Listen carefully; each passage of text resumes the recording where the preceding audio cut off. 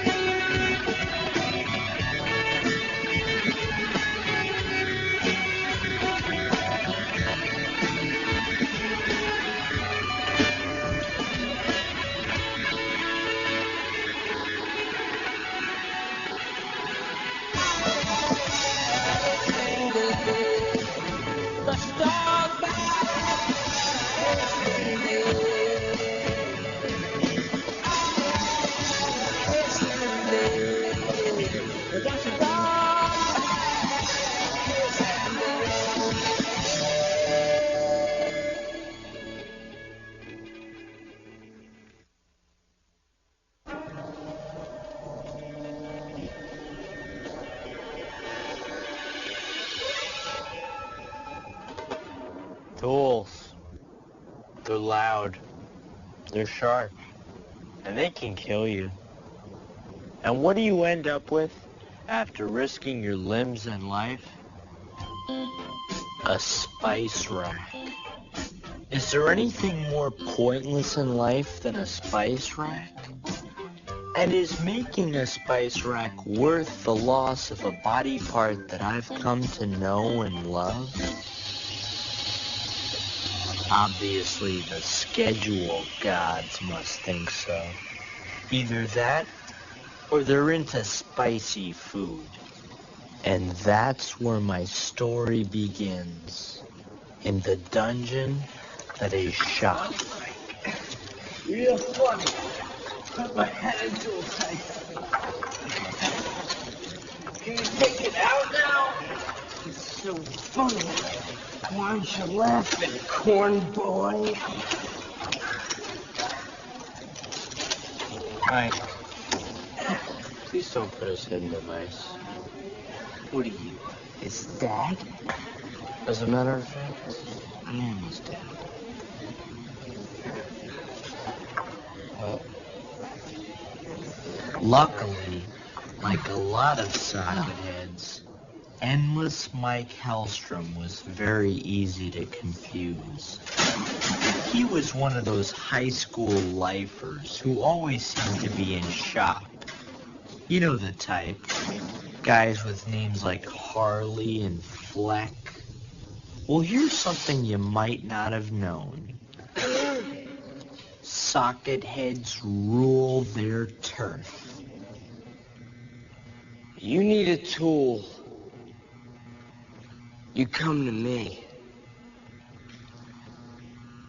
You need a nut, nail, screw, bolt, nut. You come to me. You need safety goggles or a helmet. You come to me. And maybe if you pay attention and you follow the rules of the class, Mr. Slurm, he might let you work on a special project. Questions? What's a special project? If you deserve to know, you'll know.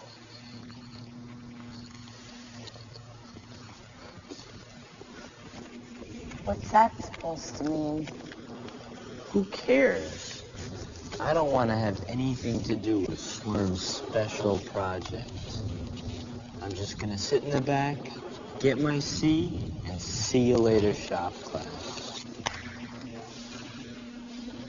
Now, I heard all about Slurm's special project. It's a cryogenic freezer. He wants to freeze his own head when he dies. Really? It's an anti-ballistic fragmentary explosive. What, you guys ever heard of those? Teddy, you can't make a bomb in shop class. Wanna bet? Besides, I heard that Slurm wants to get the guy back who... Oh yeah, there was something I forgot to tell you about Mr. Slurm. Nobody knew how he lost it, but just like his special project, practically everyone had a theory. I heard he cut it off himself so he could be part tool. Landmine. We call him Delta 67. Another theory was that Slurm made his claw and all its attachments himself.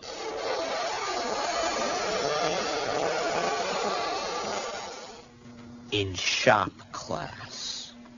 What? Theory and practice.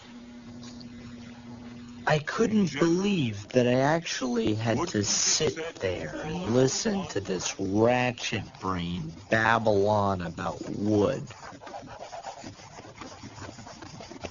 And what was the story with all those attachments?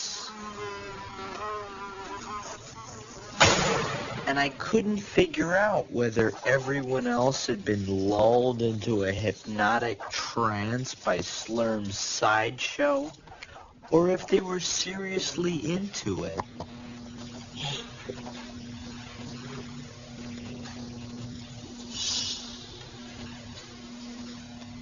Perhaps you could tell us the most sullen wood we've discussed so far, Mr. Wrigley.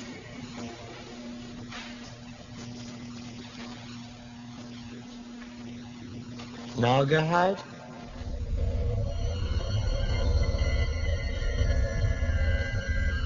Mahogany?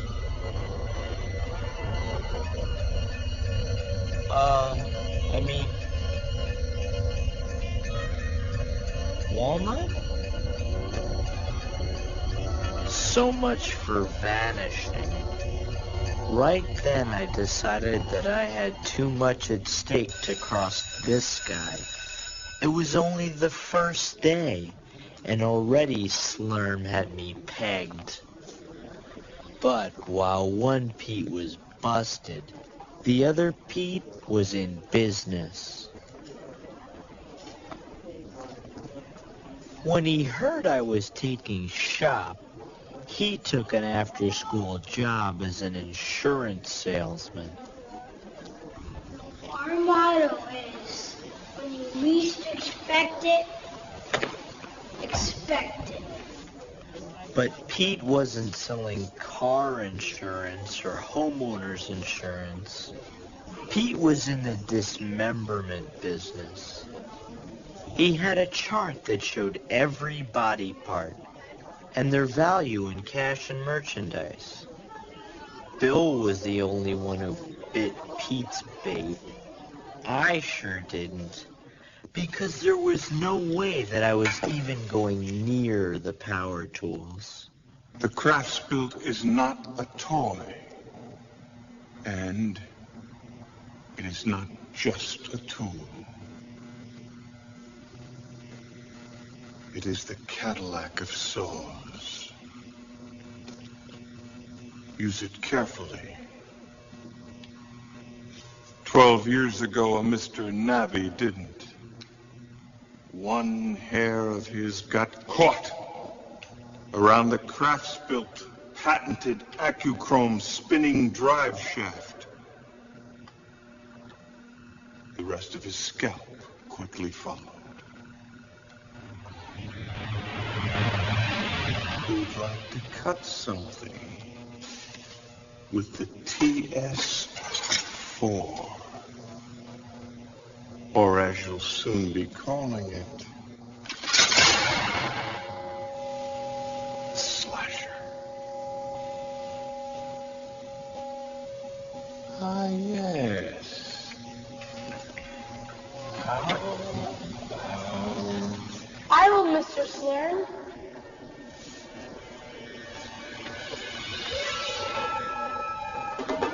Thankfully, Ellen saved my thorax for the moment. But what I didn't know was that Ellen wasn't really saving me. She was leaving me. Because within a week, Ellen had turned into a slurmoid.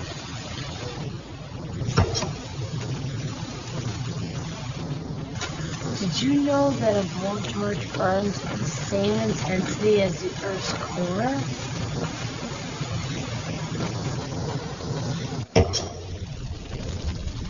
If you stare into the flame long enough, you can see its soul. Wanna look, Pete?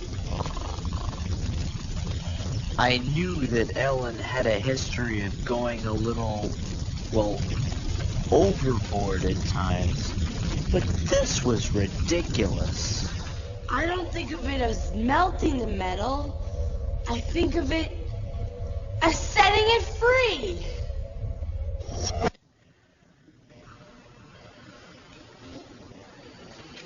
It didn't take long for me to realize that I was the only kid in that class who just wanted to get a C and get out of shop forever.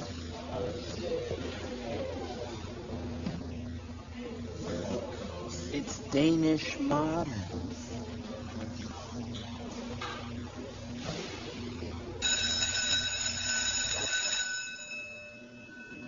That is, until our midterm projects were due. You're one sick kid, D. You see, Slurm had his own way of grading. Hairless, C minus.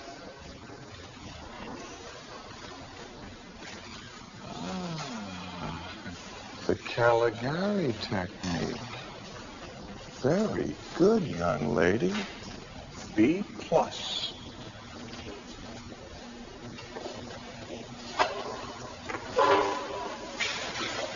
He liked it, Pete. But you'll get to work on a special project. I can't believe you want to work on that thing. Why not? It would be an honor. An honor? Are you kidding? Slurm is a...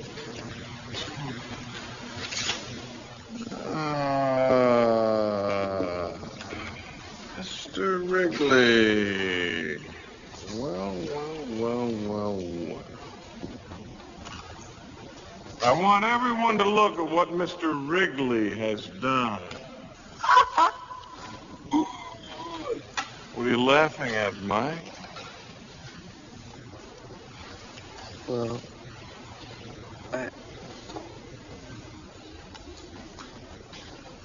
There's real poetry here. Yes. Real feeling, Mr. Wrigley. Come with me, young man.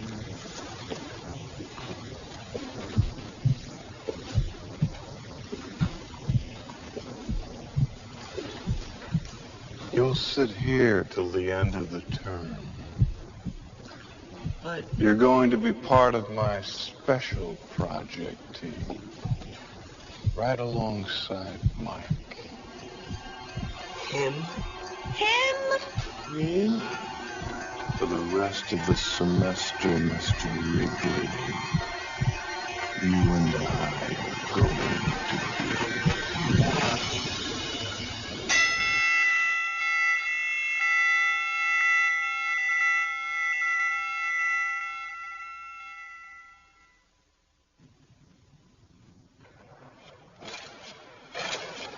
It took me exactly 3 seconds to learn one thing about Slurm's special project.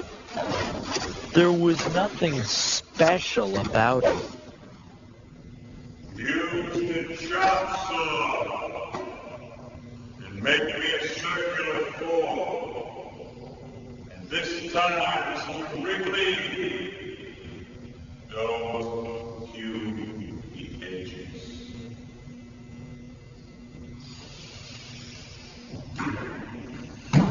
I had become Slurm's personal power tool. I sawed, sanded, drilled, hammered. Every day my limbs were in danger. And if that weren't bad enough, Slurm never told me what I was working on. Never. All I knew was that he kept it hidden from the world in a cabinet that was never opened. No one else seemed too concerned about it, but no matter how hard I tried, I couldn't stop wondering what was in there. It was like some black hole that kept trying to suck me into its whirling vortex. What was Slurm hiding? What difference does it make? It's a special project. But don't you think it's a little weird that Slurm won't tell me what it is? It wouldn't matter to me. How do they expect me to work with metal this soft? It's like cheese. Maybe it is an anti-ballistic fragmentary explosive. I think you're going a little overboard, Pete. I don't trust you, Noah. If the special project wasn't something bad or dangerous, why wouldn't he tell me what it is? I'm working on it. If you're really that worried about it, why don't you just ask Mike what it is? Mike who? Mike. Mike Hellstrom. Since when did you start calling Endless Mike, Mike? Whenever I call Mike, he helps me out.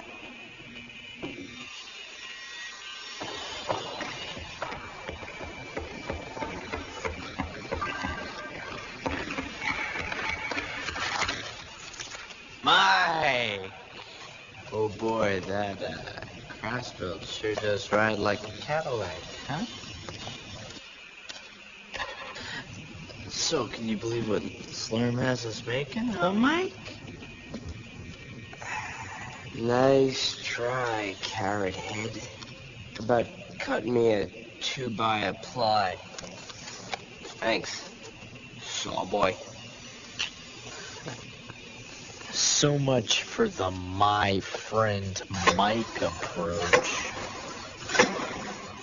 I thought about going to the police, or even Vice Principal Lergner, but I had no evidence. They would have just laughed in my face. Somehow, I had to sneak a look at the plans to the special project. I knew I couldn't do it alone, so I decided to get by with a little help from my friends. Mr. Slurm?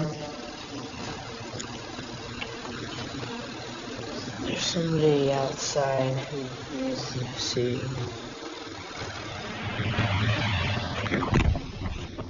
To make sure my scheme went smoothly, I took out a little insurance. Sir, may I have a moment of your time? No, you may not. You'll be sorry. It was a policy I knew would deliver. Getting Slurm out of my way was the easy part. It was diverting endless Mike that made me a little squirmy.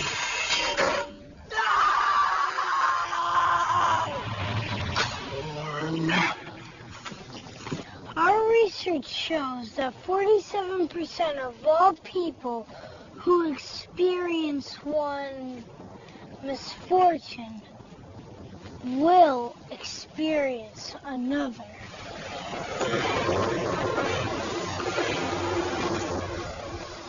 Ah, jeez. I'm sorry. I guess I should have used the chop saw, huh, Mike? Didn't I tell you never to cut against the grain of the wood? Didn't I?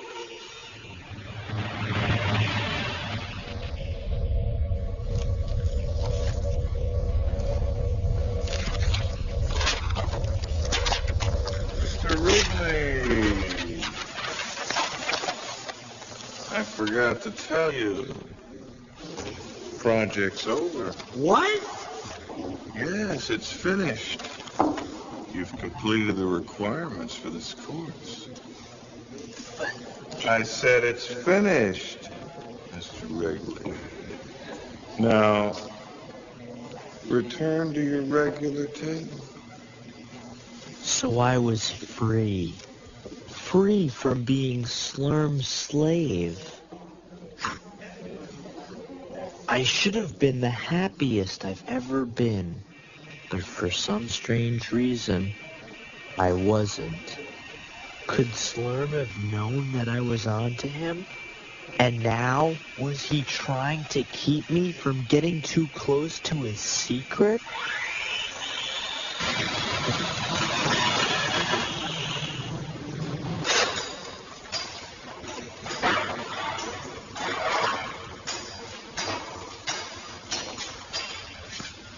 I just couldn't shake the sinking feeling that I had helped Slurm build something evil. Who knows what that twisted psychoid had me working on? If only I had proof of what he was up to, I'd nail that freak show for sure. So on the night before our final class, I decided to find out for myself. Once and for all.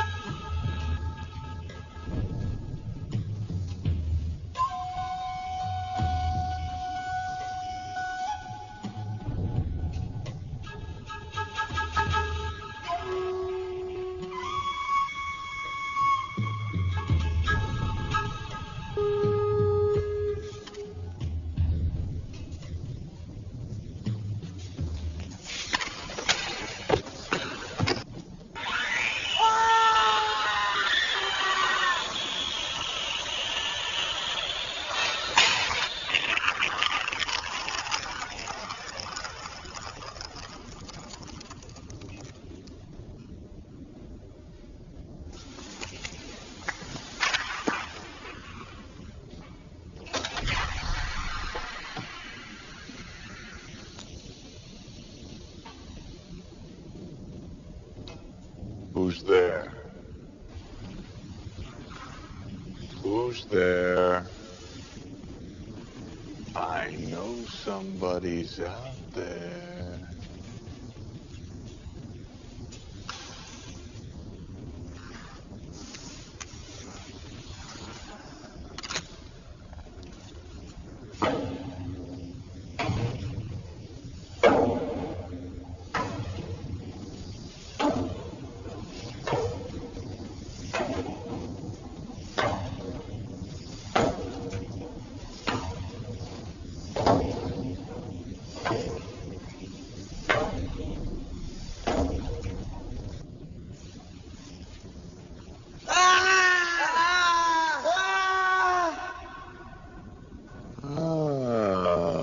Mr. Wrigley, I've been waiting for you.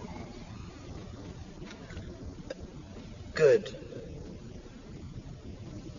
Because there's something I want to talk to you about. I demand to know what I've been working on. You demand?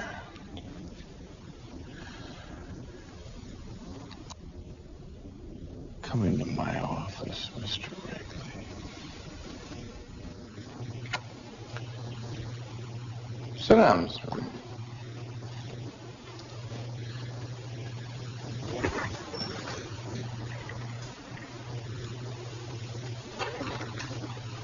Are you comfortable? Now, what is it exactly that you're looking for? You know, the anti-ballistic fragmentary explosive. That cryogenic chamber. Cryogenic chamber? Oh, that's a new one. Cryogenic. Tell me what it is. Relax, Mr. Wrigley. Calm down. Are you comfortable? Stop asking me that. Well, I want to know because I am very comfortable. I have been ever since you finished building this air conditioner for my office. That's it? An air conditioner? That's the special project? Oh, Mr. Wrigley, give yourself a little more credit. This isn't just an air conditioner. Look, it has 3 settings. Low, medium, and over here we have high. I prefer medium. You feel that?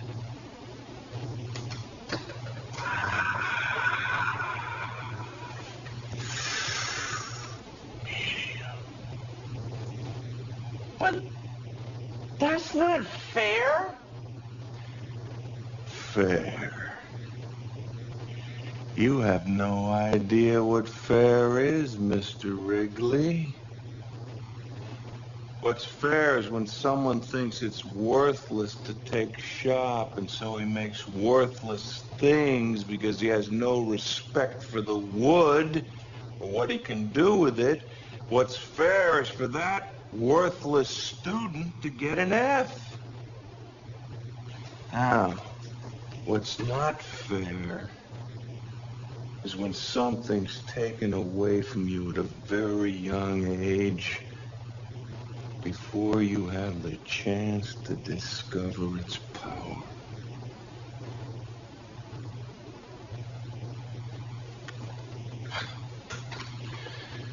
Every year there's one just like you. And every year we make a little deal, and in the end everyone's happy. I get what I want, and you get your C. Now there's one more favor we can do for each other.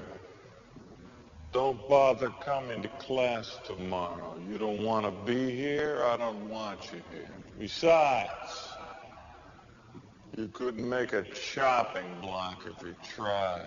So take your C and see you later.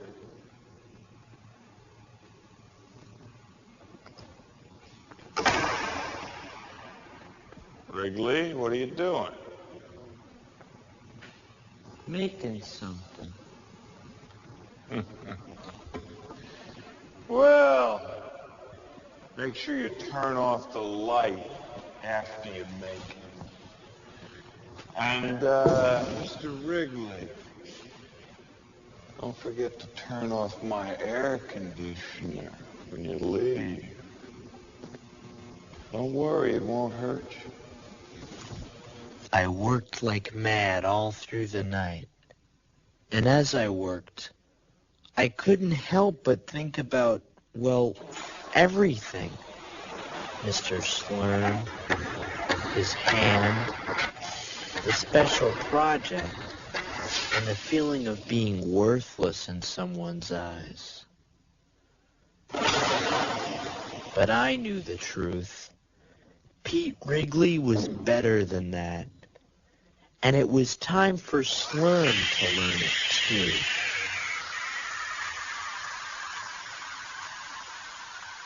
The next morning, I was ready to get the grade I deserved.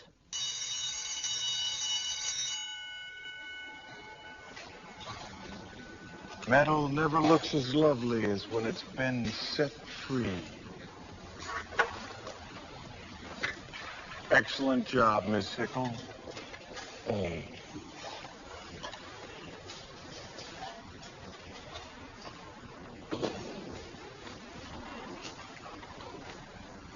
Well.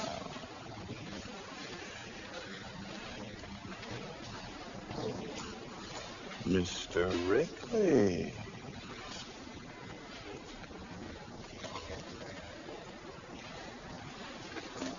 It looks like you've used the 5/8 bit here. 7/8, sir. Oh, yes, I can see that. And this was cut with the Craftsbuilt 2000. Just the base. Really? On a piece that narrow.